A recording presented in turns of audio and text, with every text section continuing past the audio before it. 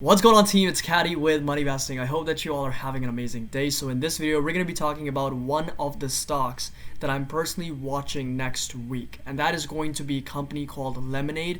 You may or may not have heard of them, but they are trading under ticker symbol LMND in the New York Stock Exchange, and they IPO'd last week on July 2nd. So we will go over essentially their entire business model, and we'll also dive into their financials, such as their revenue, their net income or loss, the market size, and what industry they are in. And then we'll dive into my TradingView platform to understand the pattern. Where are those key support and resistance levels, some of those other technical indicators to understand where the price can potentially go moving forward. As always, if you guys enjoy this video, make sure to drop a like. It really helps out with the channel.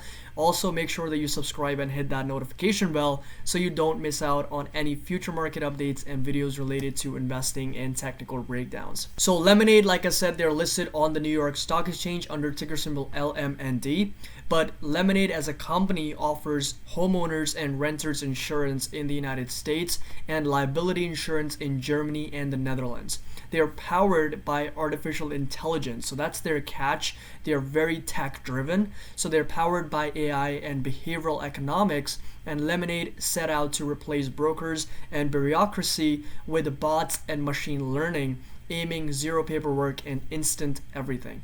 So they have an app on the App Store, both iOS and Android, and currently it's rated I think 4.9, which is what they have listed on their website, and they have a world record of 3 seconds in claim handling.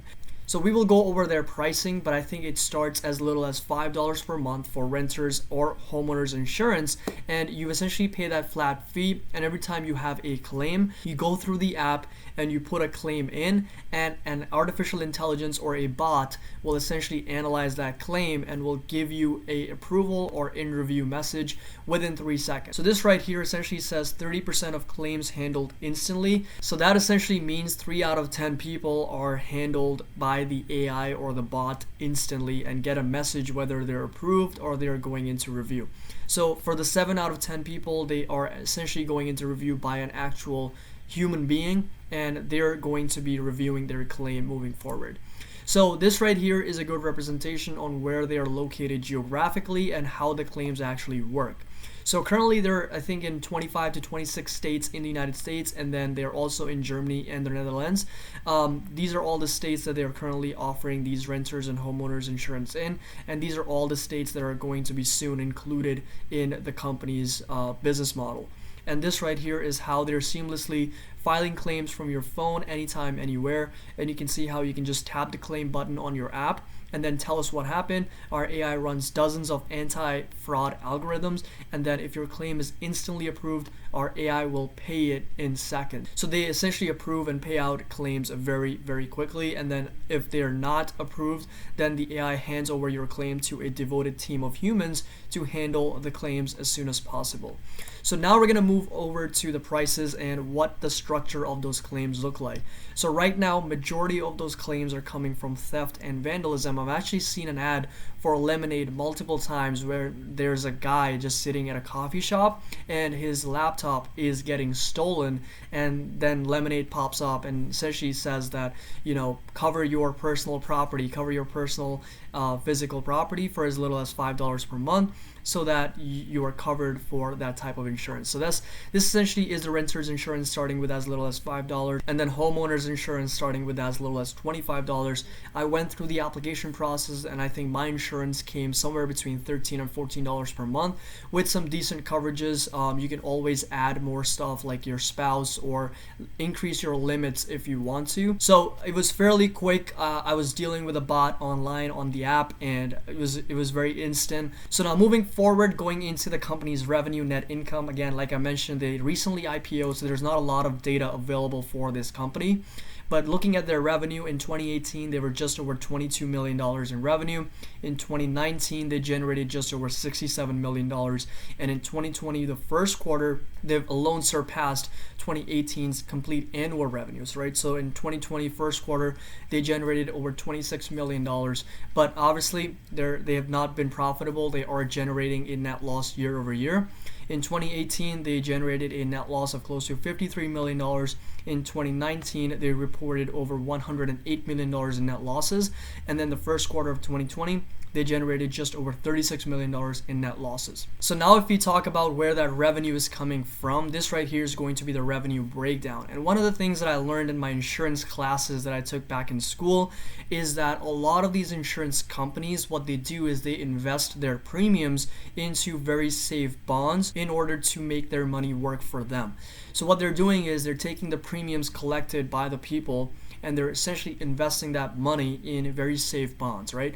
So this right here is a good representation of the revenue breakdown, and you can see that the blue bar represents the premiums collected and the green represents the investment income that Lemonade or any other insurance carrier for that matter generates. I mean, majority of them are going to have a revenue breakdown between premiums collected and the investment income that they get through their various different investments. But for Lemonade, you can see significant amounts of revenue is being generated by the premiums collected, going back as far as the 2021 quarter when just under $1 million was collected in investment income and over $25 million in premiums collected.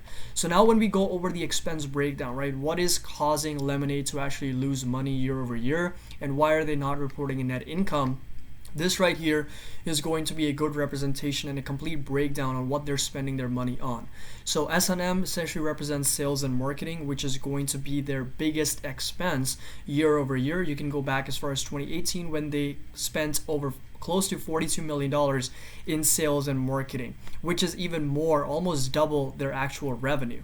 In 2019, they spent close to $90 million in sales and marketing, and then in the first quarter of 2020, they spent close to $20 million in sales and marketing. Yeah, this is quite significant, and they've also laid that out in their annual and quarterly reports, essentially saying that they have to incur this expense right now in order to get in front of more and more people so that they can capture more market share, and eventually that's going to pay off if they're able to retain their customers over a longer period of time. And I was also watching the interview from the CEO, and he also mentioned that renters and homeowners insurance is one of the primary lines that they're in, but they are looking forward to incorporating other lines of insurance in their business model and also capitalize on some of those other geographical areas. Right now being in 26 states and the Germany and the Netherlands, but they are looking to expand in other countries as well. So that's something that they need to spend heavily on, is sales and marketing, in order to brand and market their business to other people. R&D is going to be research and development, and more specifically technology, which in 2018 they spent just under $5 million, in 2019 close to $10 million, and in the first quarter of 2020 close to $3.5 million.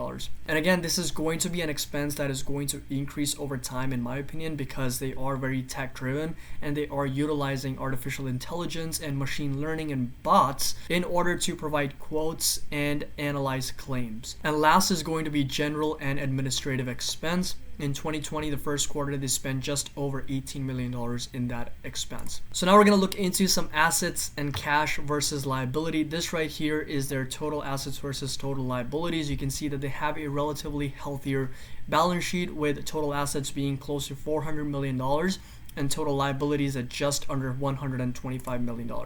This right here is going to be the cash versus total liability value, and the total assets that you guys see here incorporates the cash amount in it, and the cash is close to $275 million, with the total liabilities remain at $125 million.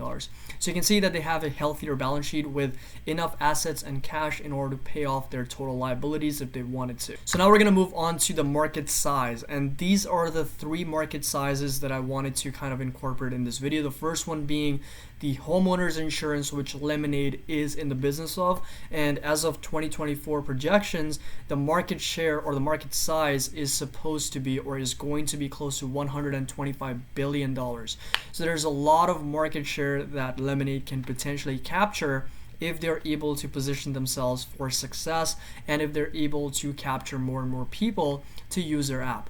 This right here is going to be renters insurance, and as of 2020, the forecasted market size is close to $3.8 billion. Again, some of the big players and some of the big competitors are obviously going to be AIG, Progressive, Geico, and some of those other insurance carriers that are competing directly with Lemonade. And then this right here is going to be property and casualty, and as I mentioned earlier, the CEO has a vision of incorporating other lines of insurance businesses into their company as well as expanding it in other geographical areas. So property and casualty, as of 2019, the market size was just over $650 billion, which again is quite significant. So before we jump into my TradingView platform to look at the pattern, I also wanted to share that Berkshire Hathaway's indemnity division and also Lloyd's London are some of the reinsurance carriers for Lemonade. So they have the backing of those two reinsurance carriers, and also Sequoia and SoftBank are some of the leading investors in this company that have chosen to invest in Lemonade. So now we're going to jump over to my TradingView platform to look at the stock price, look at where the pattern has been trading, and where are some of those key support and resistance levels where I will be personally watching next week for this company. Alright guys, so here we are inside my TradingView platform. Again, if this is the platform you'd like to use for yourself, look at all the charts, patterns, create different watch lists, create different alerts. All the links are going to be down in the description below for you to get started. So right now we're looking at Lemonade, ticker symbol LMND, and they're trading at $84.66. They were up close to about 10% on Friday when the markets closed. So we're looking at the 4-hour chart, and right now there's no relative strength index or the RSI or the MACD indicator for us to look at. There's also no simple moving average because, like I mentioned, they IPO'd very recently back on July 2nd of last week, and I think the IPO price was somewhere between $40 and $50. So I think this candle right here, they opened at $50, and I don't know what the pre-money valuation was for the company, but you can see that as soon as the markets opened, they ran up close to about 93%, going all the way and touching highs of $96. And since then, they did pull back down to this level at $68, but since from its support at 68, it went up close to 30%. So this right here has been validated as a really good support. So if the pattern can make higher highs, essentially break out of its $96 level, then we can make an argument that it has some bullish momentum going for it. But if it does pull back and revalidates that $68 support, I would personally be watching that price point very closely. Again, this is not a stock suggestion. This is not financial or investment advice in any way.